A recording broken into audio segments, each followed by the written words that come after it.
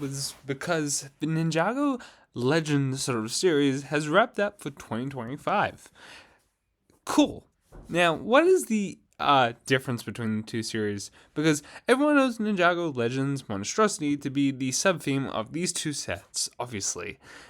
But they're much more than this. The thing is, Ninjago Legends is two sort of stories. It is a dark tone for people that have been watching the show for over 15 years at this point, and then kids who are just joining into the show. The issue that I think LEGO seemed to have was they need to target to both audience, regardless. Eventually, Ninjago will have to tie this into their show. So, how do you do this? You have two sub-themes, or two storylines that technically do connect. How do they connect? Let's explain.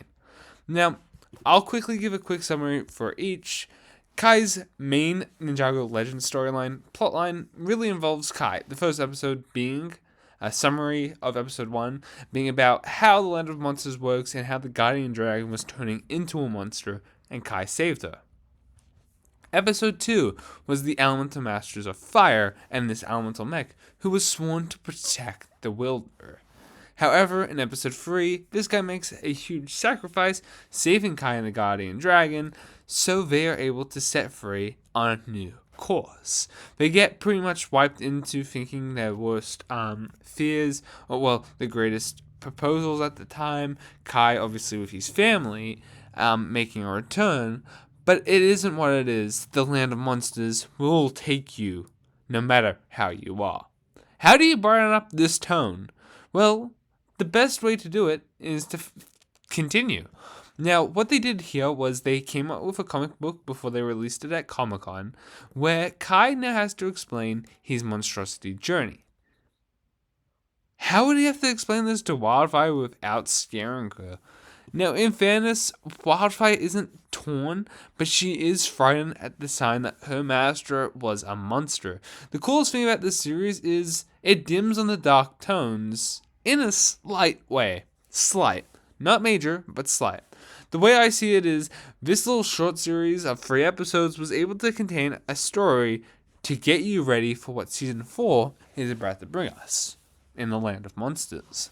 Now, of course, we don't obviously know what's next for Season 2 of Ninjago Legend Monstrosity, but I'm going to quickly sum up my thoughts and then the future of it. Episode 1 is simple. Episode 1 storyline is a simple plotline that takes place quickly. Kai and and the Guardian Dragon fall out of the sky because of some of these bats that are trying to eat her, and Kai falls with the Guardian Dragon. The Guardian Dragon can't walk, so Kai and the Guardian Dragon keep walking until they face a foe. This Fuzz guy jumps on top of Kai to give him power. This mysterious dude is following him, while Kai is narrating all this to Wildfire, who has found this map in the comic. Anyhow, back to the storyline. Now, Kai has this power. He fights this warthog with this strange, mysterious dude that looks like this dude from City of Sticks, comes back into play. And then pretty much a quick summary of this. Fuzz takes them to his mom, who that dude from the City of Sticks already knew. And pretty much Kai and the dude from the City of Sticks teams up to defeat it. And then Fuzz runs off. In summary, I think the miniseries that we have just gotten, that was a mistake. No copyright, please, LEGO. But in all honesty, what does this series do? I think it tells the right storyline for what they're setting up for Season 4 again. I'm going to say that because of multiple reasons. I feel like this... Firstly, I want to say something. The animation, for however long it was, really worked really well. And I'm very glad that this is something that actually was something that came out. Now, to be honest with you, was it really the best story to tell at the moment? No, not really. But I do respect its idea and concept. Now, this isn't the best Ninjago media, but this is the best sort of, in my opinion, way to tell and market something to a younger audience. Especially when you're going to heavy hit the storyline next year with monsters and not wanting Kai to be a huge focus. It makes a huge sense to do it like this. You had Kai here, but you don't want him to be that main focus. Kai can lead the team into this place that has been this stressful area, but Kai can lead into some dark tones in this storyline without changing his character. I think that is a cool thing to do, and it's great that he has to tell at least a character that's close to him, like Wildfire, about this journey.